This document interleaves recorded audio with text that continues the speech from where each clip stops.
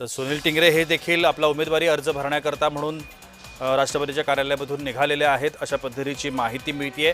मात्र नक्की काय घडणार आहे, उमेदवार नक्की कोण आहे याची स्पष्टता मात्र अजूनही पक्षानं दिलेली नाहीये। पक्षश्रेष्ठी काय निर्णय घेतात याबाबत अजूनही संभ्रम आहे कार्यकर्त्यांमध्ये, त्यामुळे नक्की काय घडणार आहे हे पाहणं महत्त्वाचं ठरेल। पुण्याची ही जागा एकच जागा आहे आणि या एका जागेकरता दोन उमेदवार हे इच्छुक आहेत। दोन्हीही उमेदवार हे आपापल्या ठिकाणी अतिशय प्रतिष्ठित अशा पद्धतीचे उमेदवार म्हटलं जातं। त्यापैकी एक विक्रम काकडे, संजय काकडे हे पितापुत्रांनी थोड्याच वेळापूर्वी राष्ट्रवादीमध्ये प्रवेश केलेला आहे भाजपमधून, आणि सुनील टिंगरे हे राष्ट्रवादीचे जुने कार्यकर्ते आहेत। आपण या सगळ्या संदर्भात अधिक माहिती घेण्याचा प्रयत्न करूया। माझ्यासोबत आता राष्ट्रवादीचे प्रवक्ते उमेश पाटील आहेत। उमेशजी, स्वागत आहे तुमचं। माझा आवाज आपल्यापर्यंत पोहोचतोय? नमस्कार, येतो आवाज। नक्की काय निर्णय घेणार आहात, काय नेमकं होतंय त्या ठिकाणी, काय घडतंय? आपल्याला अधिकृतपणे निर्णय त्या ठिकाणी सांगितलेला होता। त्यावेळेला सर्व प्रमुख नेते दिलीपराव वळसे पाटील साहेबांपासून सगळे सिनियर नेते त्या ठिकाणी, आमदार सगळे उपस्थित होते। त्याच वेळेला आपल्याला सांगितलं की पक्षाच्या राष्ट्रीय अध्यक्षा सुनेत्रावहिनी पवार यांना सर्वच उमेदवारांनी आणि प्रमुख नेत्यांनी निर्णय घेण्याचा सर्वाधिकार दिलेला होता।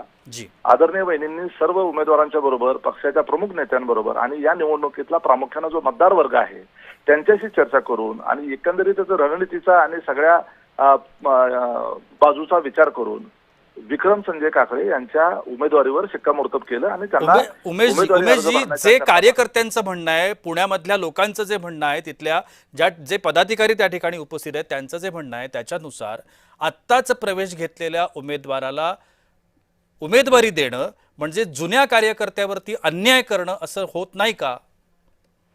एक लक्षात घ्या, पक्षाच्या संदर्भानं वेगवेगळ्या पातळीवर वेगवेगळ्या कंगोऱ्यातून विचार करून काही वेळेला निर्णय घ्यावे लागतात। पक्षवाढीच्या दृष्टीने आताच्या परिस्थितीमध्ये भविष्याचा दृष्टिकोन डोळ्यासमोर ठेवून काही निर्णय घ्यावे लागतात। पक्ष जर वाढत असेल तर प्रामाणिक कार्यकर्ता पक्षवाढीच्या दृष्टीनं घेतलेल्या निर्णयाला पाठिंबा देतो। पक्ष नेतृत्वाने या सगळ्याच बाजूचा सर्वांगीण विचार करून या संदर्भानं निर्णय घेतलेला आहे। काही कार्यकर्त्यांना तसं वाटू शकतं, कारण त्या ठिकाणी प्रत्येक इच्छुक उमेदवाराचे काही फॉलोअर्स असतात।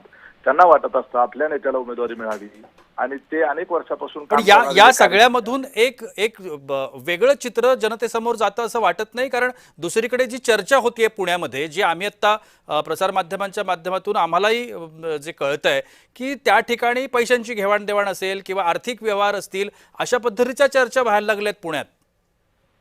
अहो मग मला सांगा, फक्त राष्ट्रवादी काँग्रेस पार्टीच्याच बाबतीमध्ये अशा पद्धतीने कशी काय मान्य होऊ शकते? आज 5 उमेदवार भारतीय जनता पार्टीनं जे जाहीर केलेले आहे त्या एकूण उमेदवारापैकी ते नॉन बीजेपीच होते आधी।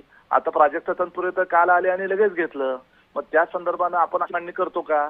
कारण नसताना आमच्या पक्षाच्या संदर्भानं वेगळ्या पद्धतीचं असं नॅरेटिव्ह सेट करणं किंवा मांडणं हे चुकीचं आहे।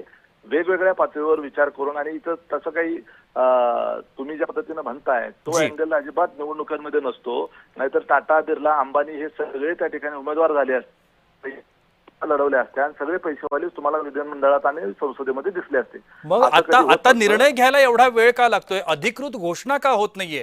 कारण दोन्हीचे उमेदवार तुम्ही बघितले, दोन्ही उमेदवार आता जे आलेले काकडे असतील किंवा तुमचे पूर्वीचे जे उमेदवार आहेत टिंगरे, हे दोघंही तगडे उमेदवार आहेत तुमच्यासाठी। निर्णय व्हायला पाहिजे होता, अवघे काही मिनिटं आहेत शिल्लक।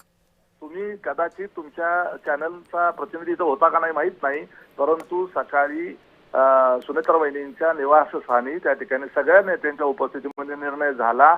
उमेदवार हे उमेदवारी अर्ज भरायला रवाना झाले आणि त्याच ठिकाणी सगळ्या प्रतिनिधींच्या समोर मी स्वतः त्या ठिकाणी सांगितलं, उमेदवाराची घोषणा केली वहिनींच्या वतीनं। जी, मग आता आपल्याला असं निश्चितपणे म्हणता येतं की तुमचे उमेदवार हे विक्रम काकडेच आहेत या विधान परिषदेच्या निवडणुकीकरता? काकडे हेच आमचे त्या ठिकाणी उमेदवार आहेत, महायुतीचे अधिकृत उमेदवार आहेत। टिंगरेंना त्या ठिकाणी अर्ज भरण्याच्या करता जे सांगितलेलं आहे ते सुरक्षिततेचा भाग म्हणून त्या ठिकाणी कुठं अर्जात तांत्रिक चूक राहिली ना अर्ज पास झाला तर आमचा पर्यायी अर्ज असावा म्हणून ते भरले असतात। आणि ही पद्धतच असते प्रत्येक निवडणुकीमध्ये, अशा पद्धतीनं एक दुसरा अर्ज भरून ठेवला जात असतो, त्याचा तो भाग आहे। जी, धन्यवाद आपण आमच्याशी बोललात त्याकरता। उमेश पाटील आपल्यासोबत होते, राष्ट्रवादीचे प्रवक्ते, आणि त्यांनी स्पष्टपणे सांगितलेलं आहे की त्या ठिकाणी राष्ट्रवादीचा उमेदवार हे विक्रम काकडे असणार आहेत। त्यांचाच उमेदवारी अर्ज भरला जातोय. दुसरा अर्ज जो सुनील टिंगरे यांचा भरला जातोय हा खबरदारीचा उपाय आहे. उद्या काकडे यांच्या अर्जामध्ये जर काही त्रुटी निघाल्या तर त्यांचा अर्ज बाद झाला तर सुनील टिंगरेंना ही उमेदवारी मिळू शकते. त्यामुळे निश्चितपणानं आपल्याला असं म्हणता येऊ शकतं आत्ता की विक्रम काकडे हेच राष्ट्रवादीचे अधिकृत उमेदवार असणार आहेत विधानसभेच्या या निवडणुकीकरता.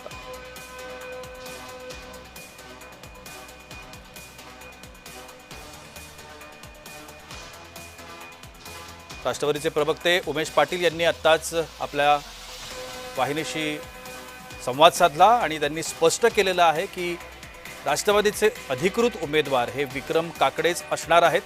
सुनील टिंगरे यांना देखील एबी फॉर्म दिला गेलाय, मात्र तो खबरदारीचा उपाय म्हणून दिला गेलेला आहे असं त्यांनी स्पष्ट केलं.